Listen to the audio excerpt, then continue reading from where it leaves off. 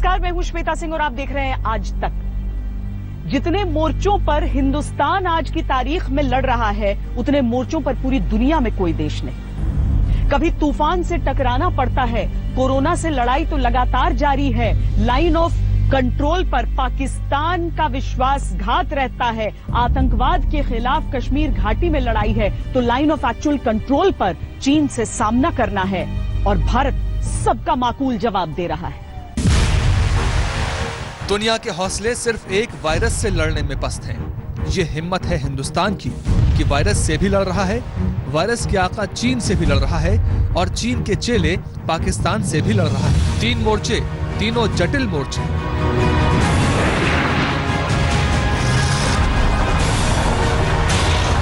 लेकिन जय हिंद और जय हिंद की सेना।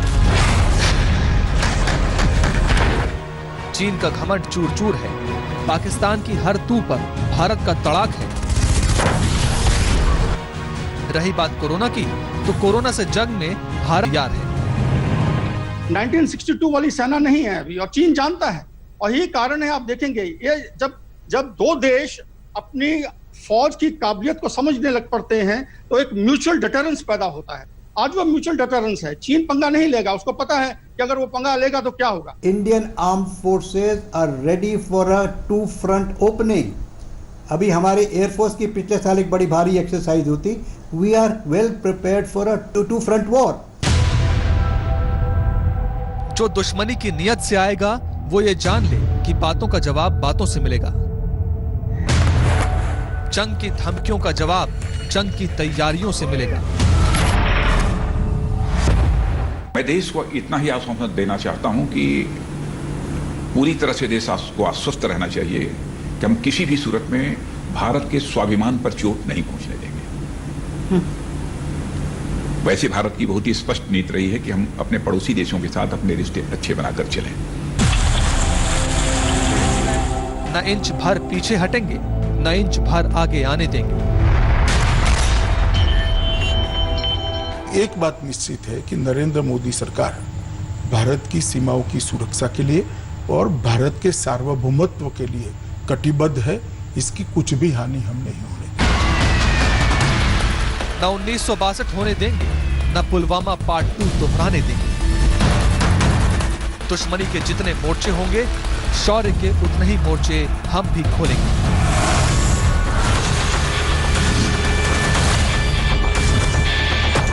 मैं ये कहना चाहूँगा कि हर जगह मैंने अपने जवानों से बात की है, ऑफिसर्स से बात की है, कमांडर्स से बात की है, और मुझे बहुत खुशी है कि सभी जगह हमारे जवान और ऑफिसर्स, उनका मनोबल बहुत ऊंचा है और पूरा अपना टास्क पूरा करने के लिए वो हर तरीके से तैयार हैं। कोरोना चीन से निकला, ये बात दुनिया कह रही है, तो ड्रैगन बिलबिला रहा है। बिलबिलाहट में अपनी पूंछ हिंदुस्तान की सरहदों पर पटक रहा है।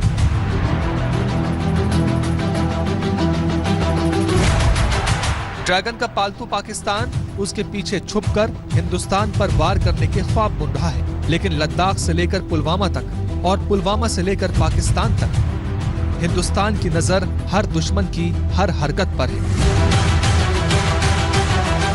दुश्मन की हर चाल पर वो मात दे रहा है और ललकार रहा है एक साथ हर दुश्मन को कि आ देखें जरा किसमें कितना है दम।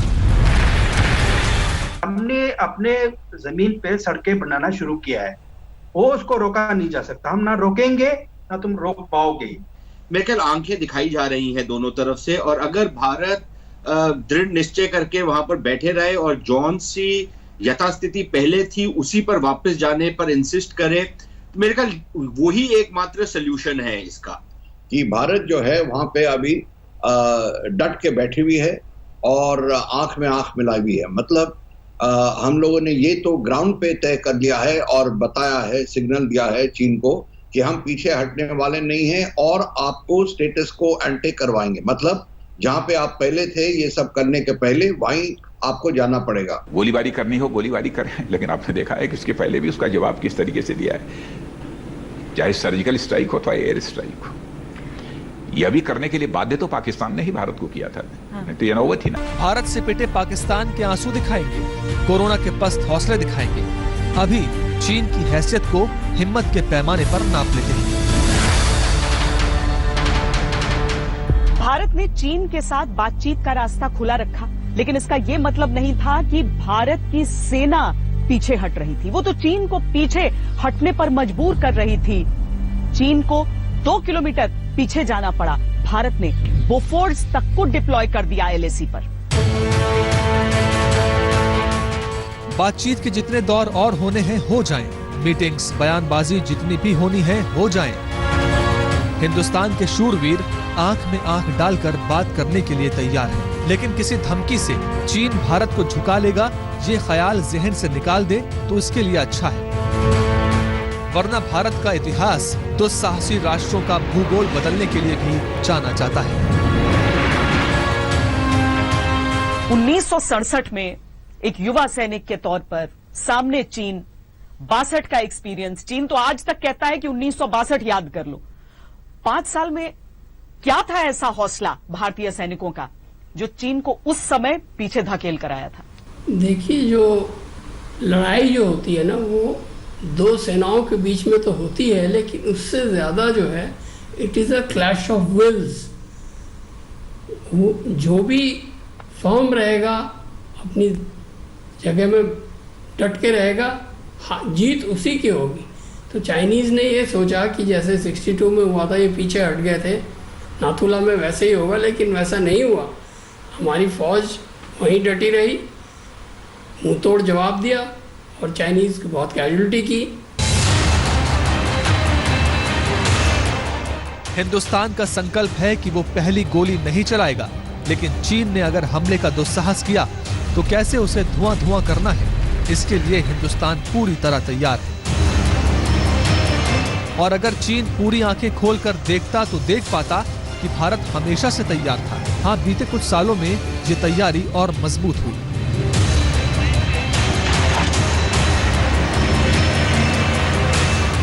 हिंदुस्तानी जाबाजों के कितने बाजू और कितने सर हैं, ये चीन गिन के देख ले, एक भी उसके सैनिकों से कम नहीं निकलेगा। आसमान में गुर्राते अपने विमानों के मुकाबले हिंदुस्तानी लड़ाकू विमानों की दहाड़ भी चीन सुन ले, उससे रत्ती भर भी कम नहीं बैठेगी। बोफोर्स की लंबी कतारें देखी गई होंगी, बंदूकों और गोलियों का कोई हिसाब नहीं होगा। मुकाबला थोपा गया तो करारा जवाब मिलेगा। आजकल हमारे तैयारी है तो बहुत स्ट्रांग है। और दूसरी ये है कि हमारे कोऑर्डिनेशन, आज की जो कोऑर्डिनेशन है आर्मी, नेवी, एयरफोर्स की बहुत ताकत है। ये बहुत स्ट्रांग है। बहुत कुछ अच्छी अंडरस्टैंडिंग है और हमारे कम्युनिकेशन सारे अच्छी तरह जुड़ा हुआ है। चीन ने बड़ी तेजी से जंग का साजो सामान सरहद पर जुटाया। हिंदुस्तान ने उससे भी ज्यादा तेजी से अपनी शक्ति इकट्ठी कर ली। एक पॉइंट पर आकर चीन 2 किलोमीटर पीछे हटा है, भारत सिर्फ 1 किलोमीटर। दिमाग, दबाव और दमदारी की लड़ाई में भारत के आक्रामक रुख से चीन चौंक चुका है। बार बार द्विपक्षीय वार्ता की दुहाई दे रहा है। बातचीत के बेनतीजा 8 राउंड हो भी चुके हैं। चुशूल में बात एक और कदम आगे बढ़ी, लेकिन जब तक चीन अपने बिल में वापस लौटेगा नहीं, एक भी हिंदुस्तानी जवान पीछे पलटकर देखेगा नहीं। जो समझने की बात यह है कि जो हमारी सेना है वो डट के खड़ी हुई है। हमारा भारत का एक प्रिंसिपल स्टैंस है, नो ब्लिंकिंग, नो ब्रिंकमैनशिप। ना हम वहां से हटेंगे, हम वहां डटे रहेंगे और ना हम बात को ज्यादा बढ़ाएंगे। तो जितना भी चाइना ने किया है हमने उतना बराबर में किया है और वहां डट के किया है और उसको संकेत दिया है कि हम यही करेंगे, यही रहेंगे। चाहे आज आप रिजॉल्व करें इसको, चाहे कल रिजॉल्व करें, या महीने बाद करें या 1 साल बाद करें। चीन को बहुत गुरूर है सरहदों पर बिछाए अपने सड़कों के जाल पर। हिंदुस्तान ने अपनी हदों में सड़कों का जाल बिछाना शुरू किया तो वो बौखला गया। वो जितना ज्यादा बौखला रहा है, भारत का सैन्य नेतृत्व और दृढ़ होता जा रहा है।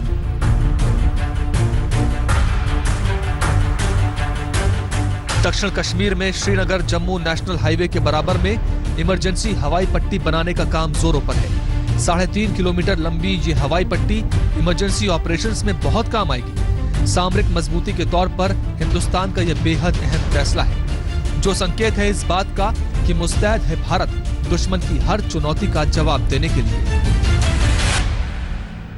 जहां तक पाकिस्तान का सवाल है, उसका भी इलाज किया जा रहा है। जो पाकिस्तान प्रायोजित आतंक है, उसकी जड़ों को खोदा जा रहा है। पाकिस्तानी आतंकियों को चुन चुन कर खत्म किया जा रहा है।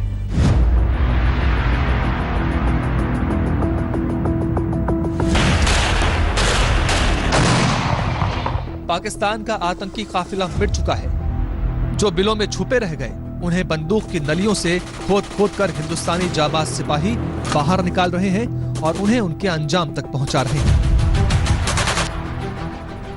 जैश का लश्कर हो या लश्कर के कमांडर, सब के सब चूहों की मौत मर रहे हैं। नायकू नाक रगड़ रगड़ कर मरा।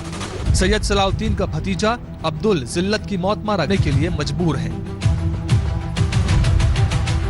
मुजाहिदीन ने भी हालिया हंदवारा राजवार की कार्रवाई में दुश्मन का कमर तोड़ दिया है, लेकिन ग्राउंड रियलिटी यह है कि इस वक्त दुश्मन का पलड़ा भारी है। 6 महीने में 75 आतंकी मिट्टी में मिल गए। इनमें ज्यादातर कमांडर की पोजीशन के थे।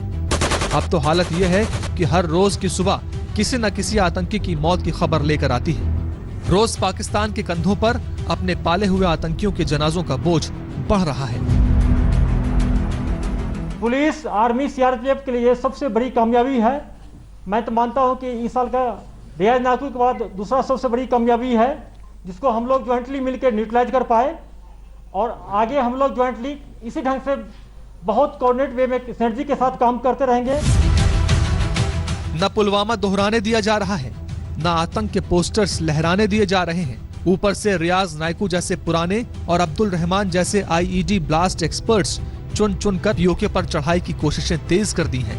भारत का मौसम विभाग वहां के मौसम का हाल सुना रहा है। जहाँ तक ये मौसम विभाग की बात है, मैं समझता हूँ कि अच्छी बात है कि भारत ने अपनी जिम्मेवारी को समझते हुए, क्योंकि हमारी जिम्मेवारी में पाक अधिकृत कश्मीर भी आता है, और यदि पाक अधिकृत जम्मू कश्मीर में लोगों के साथ उस प्रकार का न्याय नहीं हो रहा है जिस तरह से अपेक्षा है, तो मुझे लगता है ये आई ओपनर उन लोगों के लिए भी है जो भारत में रह करके दुहाई देते हैं पाकिस्तान की। देखिए, ऐसा है कि मुझे नहीं पता कि वो पहले क्यों नहीं बताते थे। ये तो जरिए उनके पास पहले भी थे, तो ऐसी मुझे इसके अंदर कोई खास ऐसा नया नहीं लगता। हाँ, एक संदेश है, पूरा कश्मीर भारत का है, जिसके अंदर पीओके हमारा हिस्सा है, जो हमारे पास आएगा अपने आप। जिस सिस्टमैटिक ढंग से भारतीय सुरक्षा बल काम कर रहे हैं, उसे देखकर पाकिस्तान कंफ्यूज है। सुरक्षा बलों की रणनीति में पहले कदम पर यह तो स्पष्ट है कि चुन चुन कर मारेंगे हर आतंकी को। इसके अलावा आतंकियों की पहचान उजागर नहीं की जाएगी। स्थानीय स्तर पर कोई सूचना लीक न होने पाए, इसका बंदोबस्त। आतंकियों के सार्वजनिक जनाजों की अनुमति नहीं होगी, जिससे उस सोच वाले लोग एक जगह इकट्ठे न होने पाए। सोशल मीडिया पर पुलिस की नजर बनी रहेगी। इसके तहत आतंकी नेटवर्क तैयार करने वालों के खिलाफ एफआईआर दर्ज होने लगी है। आतंकवादियों के समर्थकों को भी बख्शा नहीं जाएगा। पाकिस्तान ने आतंकियों को जितना ट्रेंड करके भेजा था, उनके नेटवर्क को ध्वस्त करके सुरक्षा बल खेल में उनसे धोने को आई, उसे वो जमीन नहीं मिल पा रही जहां वो नए आतंकियों के बीज बो सके। जिस चीन के बल पर वो ऐंठता है, उसकी हालत खुद पतली है। वो किस्सा अलग रहा। रुक रहे एक छोटे से ब्रेक के लिए। ब्रेक के बाद आपको दिखाएंगे कि पाकिस्तान की जासूसी वाले साजिश को कैसे किया गया बेनकाब। आप देखते रहिए आज तक। पाकिस्तान हाई कमीशन में उसके वीजा अफसर बनकर आईएसआई के लोग काम कर रहे थे। मकसद क्या था कि भारत से खुफिया जानकारियों को चुराया जाए, पर वो अपने काले मंसूबों में कामयाब नहीं हुआ। भारत की नजर हर एक जगह पर चौकन्नी है।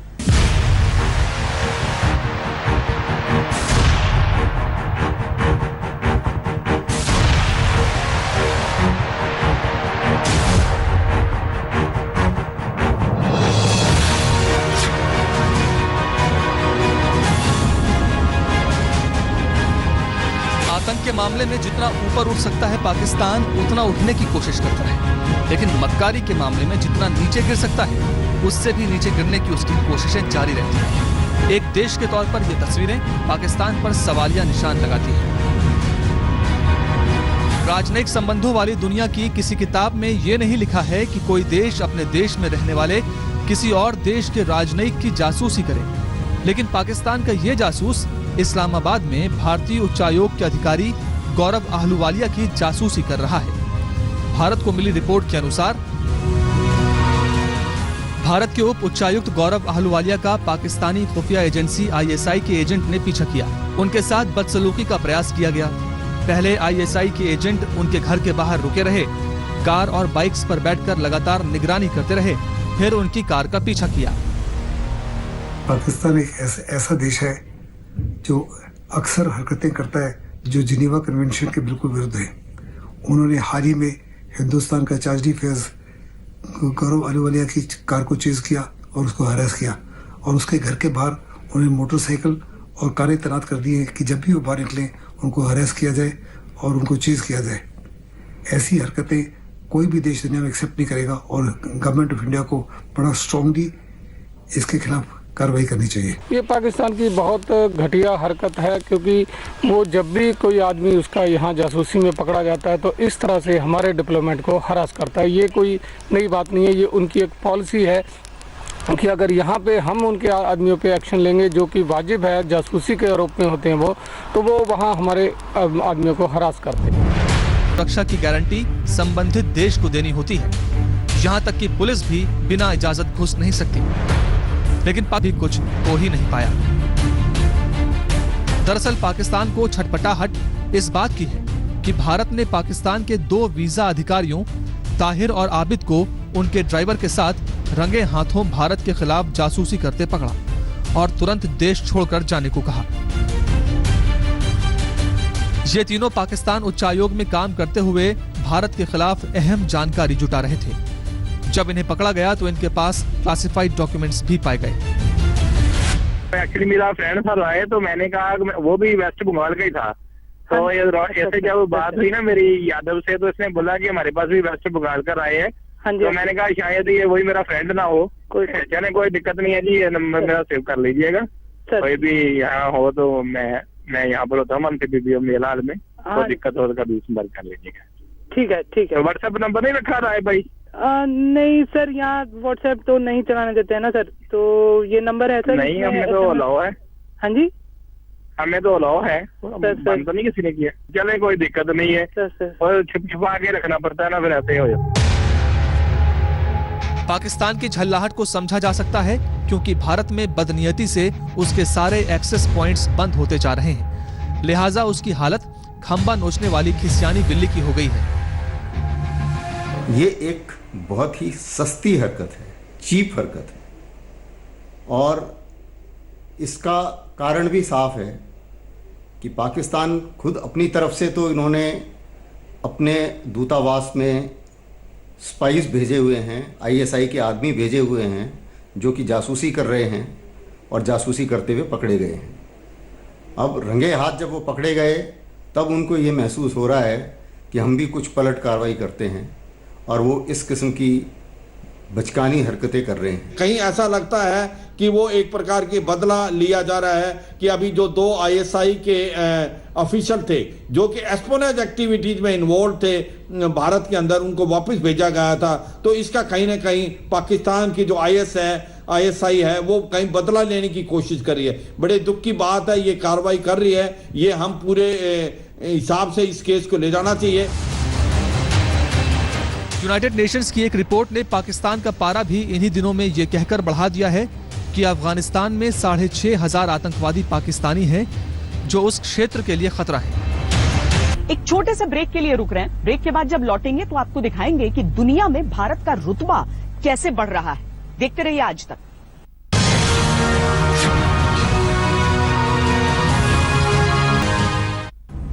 भारत अलग अलग मोर्चों पर अपने दुश्मनों से उलझा हुआ है, तो ऐसा नहीं है कि दुनिया के किसी देश को जरूरत पड़े तो भारत आगे नहीं आ रहा। भारत दूसरे देशों की भी मदद कर रहा है कोरोना से लड़ने में, और पूरी दुनिया ये देख रही है, इसीलिए भारत का रुतबा भी बढ़ रहा है। G7 देशों में अमेरिका चाहता है कि भारत भी शामिल हो। दरअसल अमेरिका जो विस्तार चाहता है उसमें उसके अलावा उस समूह में शामिल बाकी देश भी रजामंद हैं कि भारत को उसका हिस्सा बनना चाहिए।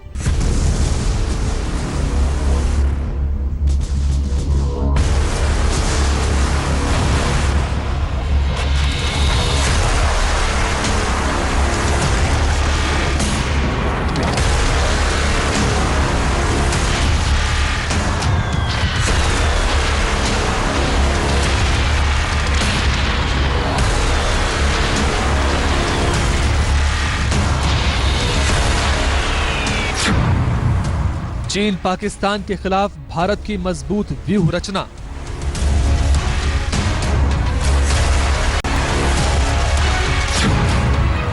ऑस्ट्रेलिया ने भारतीय युद्धपोतों के लिए खोले अपने बंदरगाह।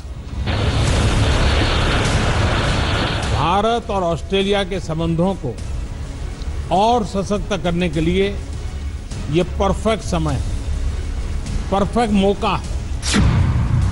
G7 में शामिल होने के लिए ट्रंप ने किया पीएम मोदी को फोन।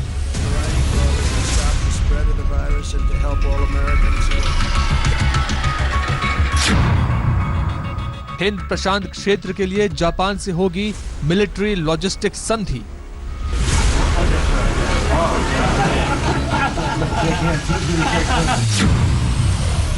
अमेरिका ने चीनी हवाई जहाज के लिए बंद किए अपने एयरपोर्ट।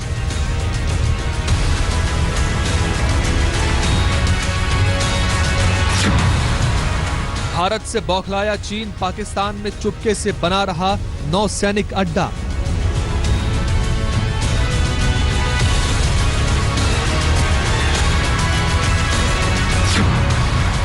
हर मोर्चे पर हारा पाकिस्तान, गिलगित बाल्टिस्तान में तोड़ रहा बौद्ध प्रतिमाएं।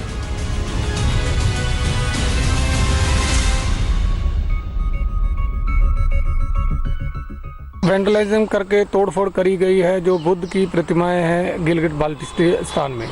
ये 800 AD की हैं और पुरानी ऐतिहासिक चीज़ें हैं जिनसे कोई भी डैमेज करना बहुत ही दुर्भाग्यपूर्ण है। ऐसा पहले अफगानिस्तान में किया गया था। तो ये धरोहर हैं जो इतिहास की हैं, इनको तोड़ने की, जो वेंडलाइजेशन करने की, नुकसान पहुँचाने की कोशिश है कुछ तत्वों द्वारा जो ज़्यादातर पाकिस्तान की शय पे काम करते हैं। एक वायरस ने पूरी दुनिया में भूचाल ला दिया है। चीन के खिलाफ अमेरिका और भारत ही नहीं बल्कि ऑस्ट्रेलिया, जापान समेत तमाम देश लामबंद हो रहे हैं। दुनिया में ऐसे परिदृश्य बन रहे हैं जिसमें ड्रैगन की गर्दन बुरी तरह से फंसती जा रही है।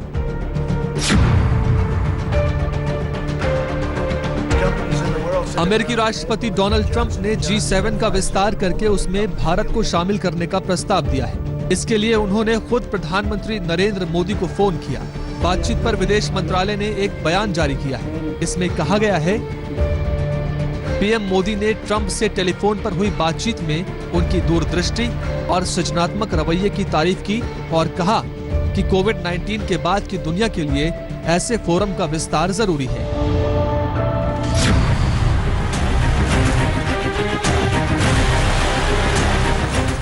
G7 में भारत की एंट्री पर चीन बौखला गया है।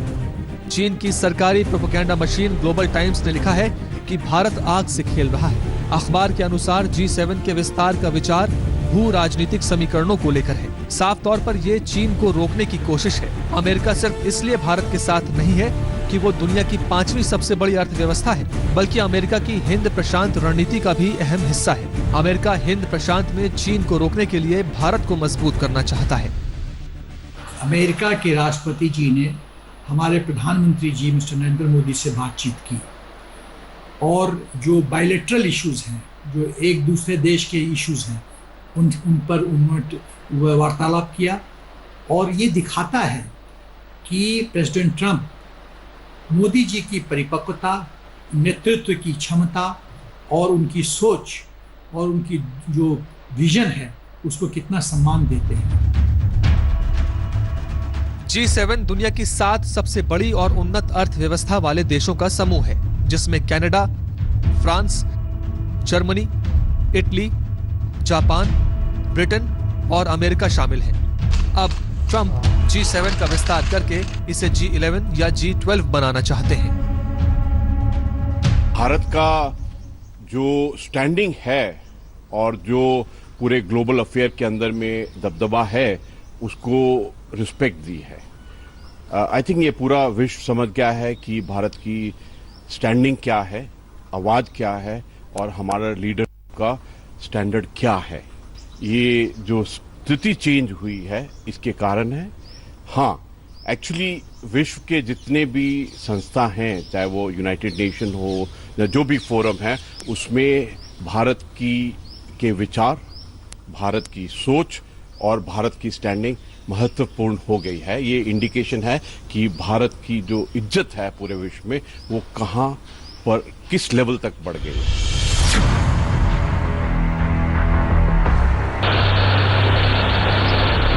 हिंद महासागर में चीनी ड्रैगन को घेरने के लिए भारत और ऑस्ट्रेलिया ने भी मास्टर प्लान बनाया है। प्रधानमंत्री नरेंद्र मोदी और ऑस्ट्रेलियाई प्रधानमंत्री स्कॉट मॉरिसन ने पहली बार वर्चुअल शिखर बैठक की। मेरा मानना है कि भारत और ऑस्ट्रेलिया के संबंधों को और सशक्त करने के लिए ये परफेक्ट समय है, परफेक्ट मौका है। अपनी दोस्ती को और मजबूत बनाने के लिए हमारे पास असीम संभावनाएं हैं। ये संभावनाएं अपने साथ चैलेंजेस भी लाती हैं। चैलेंजेस की किस तरह इस पोटेंशियल को वास्तविकता में ट्रांसलेट किया जाए, ताकि दोनों देशों के नागरिकों, बिजनेसेस, एकेडमिक्स, रिसर्चर्स इत्यादि के बीच लिंक्स हो और जो और मजबूत बने। इस बैठक में बेहद अहम सैन्य समझौते का ऐलान हुआ। इस सैन्य समझौते के बाद अब भारत और ऑस्ट्रेलिया के जंगी जहाज और फाइटर जेट एक दूसरे के सैन्य अड्डों का इस्तेमाल कर सकेंगे। साथ ही ये जहाज जरूरत पड़ने पर ईंधन भी ले सकेंगे। आज हम अपने द्विपक्षीय संबंधों को कॉम्प्रिहेंसिव स्ट्रेटेजिक पार्टनरशिप के रूप में अपग्रेड कर रहे हैं। वैश्विक महामारी के इस काल में हमारी कॉम्प्रिहेंसिव स्ट्रेटेजिक पार्टनरशिप की भूमिका और महत्वपूर्ण रहेगी। विश्व को इस महामारी के आर्थिक और सामाजिक दुष्प्रभावों से जल्दी निकालने के लिए एक कोऑर्डिनेटेड और कोलैबोरेटिव अप्रोच की आवश्यकता है। भारत ने पहले ही अमेरिका, फ्रांस, दक्षिण कोरिया और सिंगापुर के साथ ये समझौता कर रखा है, लेकिन पिछले कुछ दिनों में ऑस्ट्रेलिया और चीन के बीच जिस तरह से तनाव बढ़ा है, उसके बाद ऑस्ट्रेलिया का झुकाव भारत की ओर बढ़ा है। ऑस्ट्रेलिया के बाद भारत जापान के साथ मिलिट्री लॉजिस्टिक संधि करने के लिए तैयार है। वहीं रूस और यूनाइटेड किंगडम के साथ भी इसी तरह के समझौते पर बातचीत चल रही है।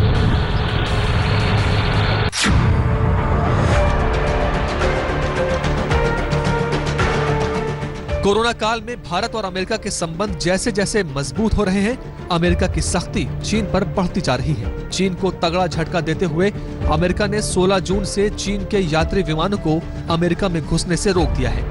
इसके पहले अमेरिका के यूनाइटेड एयरलाइंस और डेल्टा एयरलाइंस के विमानों को चीन में सेवा शुरू करने से जिनपिंग सरकार ने मना कर दिया था। इसके रिएक्शन के रूप में अमेरिका ने ये कदम उठाया है। एक तरफ भारत का रुतबा बढ़ रहा है, दुनिया भारत की ओर देख रही है, तो पाकिस्तान अभी भी आतंक ही एक्सपोर्ट कर रहा है। कुछ ताजा ऐसे सबूत मिले हैं जिसके जरिए ये मुहर लग रही है कि पाकिस्तानी आतंकी अफगानिस्तान में भी कोहराम मचा रहे हैं।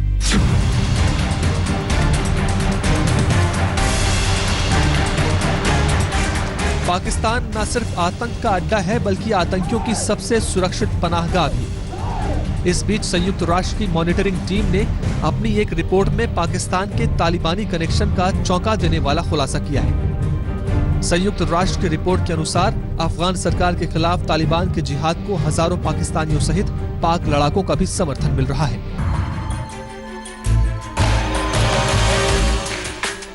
महामारी के दौर में चीन भारत के खिलाफ जितनी भी साजिशें रच रहा है, उसमें कहीं ना कहीं पाकिस्तान शामिल है।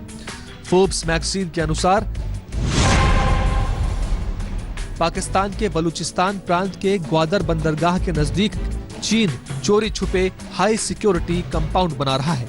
चीन इसका इस्तेमाल नौसैनिक अड्डे के रूप में करेगा। ग्वादर बंदरगाह में नौसैनिक अड्डा बनाकर चीन हिंद महासागर में अपनी पकड़ मजबूत करना चाहता है। लेटेस्ट सैटेलाइट इमेज से इस बात की पुष्टि होती है कि पिछले कुछ सालों में यहां पर नए परिसर बनाए गए हैं। पाकिस्तान के पश्चिमी छोर पर स्थित ग्वादर चीन के one belt one road initiative का हिस्सा है। इस पर पाकिस्तान ने अवैध कब्जा कर रखा है। भारत से खुन्नस निकालने के लिए वो यहाँ के पत्थरों पर उकेरी हुई बुद्ध की तस्वीरों को कुरूप कर रहा है। पाकिस्तान ने साफ तौर पर पाकिस्तान को चेतावनी दी है कि गिलगिट बाल्टिस्तान के इलाके में और पीओके में जो बुद्धिस्ट हेरिटेज साइट्स है उनको बर्बाद ना करे। ये बर्बादी बिल्कुल उसी प्रकार हो रही है जैसे कि बामिया बुद्धा के खिलाफ तालिबान ने किया था अफगानिस्तान में। इसके अलावा बहुत बड़े पैमाने पर जुल्म ढाए जा रहे हैं वहाँ के लोगों के ऊपर, सोशली, पॉलिटिकली, इकोनॉमिकली, कल्चरली और रिलीजियसली। हिंदुस्तान ने कहा है कि ये तमाम चीज़ें बंद करे, ये एक्सेप्टेबल नहीं है और खुले तौर पे पाकिस्तान को कहे। अभी समय आ गया है कि जो उन्होंने इलीगली पीओके को ऑक्यूपाई किया हुआ है उसको वकेट करें। भारत के विदेश मंत्रालय ने इस पर कड़ी प्रतिक्रिया दी है।